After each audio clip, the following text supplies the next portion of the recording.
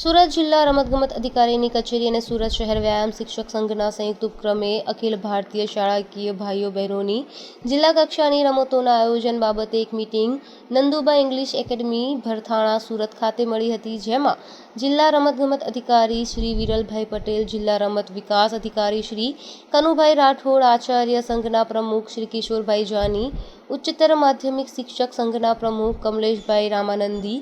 વ્યાયામ શિક્ષક સંઘના પ્રમુખ અમિત પટેલ, વ્યાયામ શિક્ષક સંઘના મંત્રી ભરત પટેલ તેમજ મોટી સંખ્યામાં વ્યાયામ શિક્ષકો, કોચશ્રીઓ અને રમત પ્રેમીઓ સ્પર્ધાને સફળ આયોજન માટે હાજર રહ્યા હતા. સાથે સાથે વ્યાયામ શિક્ષક સંઘની